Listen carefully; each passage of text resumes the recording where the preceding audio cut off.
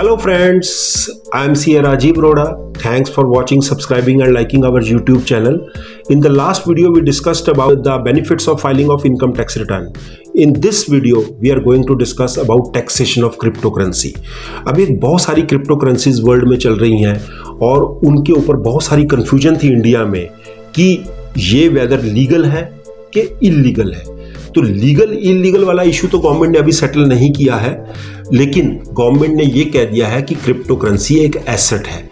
Total world में जो cryptocurrency का साइज है वो 1.03 ट्रिलियन है और इंडिया में 50,000 करोड़ से ज़्यादा का मनी क्रिप्टोकरेंसी में लगा हुआ है और 8 करोड़ के करीब इन्वेस्टर्स हैं जो क्रिप्टोकरेंसी में ट्रेड करते हैं या डील करते हैं।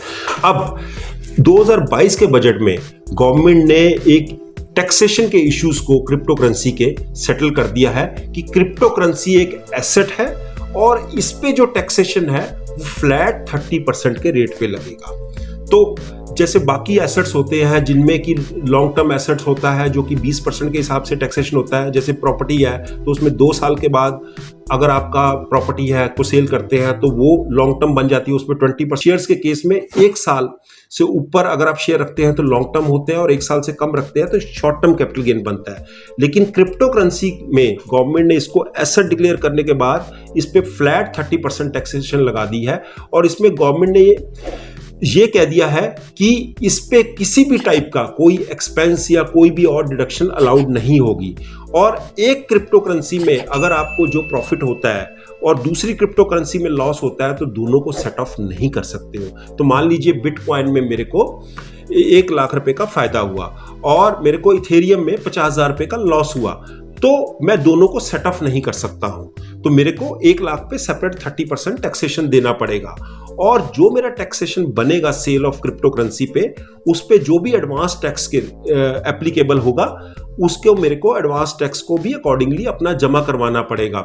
इसके अलावा क्रिप्टोकरेंसी को आप सेट ऑफ जो है एक हेड की दूसरे हेड के साथ सेट ऑफ नहीं कर सकते। मान लीजिए मेरा क्रिप्टोकरेंसी में कोई लॉस हुआ तो मैं उसको इन सैलरी अपनी इनकम के साथ या अपनी बिजनेस इनकम या अदर सोर्सेज की इनकम के हेड के साथ सेट ऑफ नहीं कर सकता हूं, वो अलाउड नहीं है।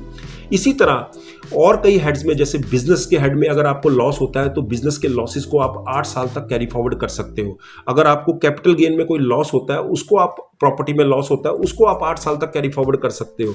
लेकिन गवर्नमेंट ने क्लैरिफाई किया कि क्रिप्टो के केस में अगर आपको कोई लॉस होता है क्रिप्टोकरेंसी के केस में तो आप उस एसेट को लॉस को कैरी फॉरवर्ड नहीं कर सकते हो।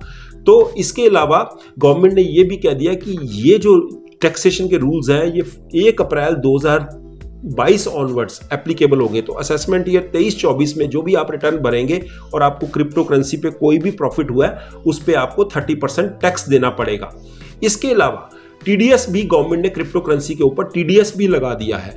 आज की डेट में अगर आप क्रिप्टोकरेंसी में डील करेंगे तो अगर मैं क्रिप्टोकरेंसी खरीद रहा हूं तो उस पे भी टैक्सेशन का रेट 1% टीडीएस एप्लीकेबल कर दिया। टीडीएस एप्लीकेबल का गवर्नमेंट करने का पर्पज ये था कि जितनी भी क्रिप्टोकरेंसी की ट्रेडिंग है उस पे ऊपर गवर्नमेंट की ट्रैकिंग हो जाए।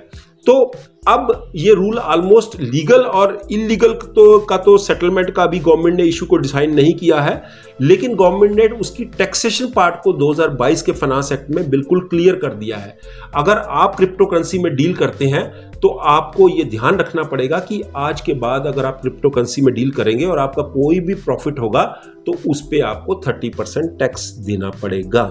अगर आपने हमारा वीडियो आपको अच्छा लगा तो आप मेरे YouTube चैनल CA+ को सब्सक्राइब करिए, लाइक करिए, इस पे बहुत सारे आगे भी शेयर करिए। तो thanks for watching our video. Thank you.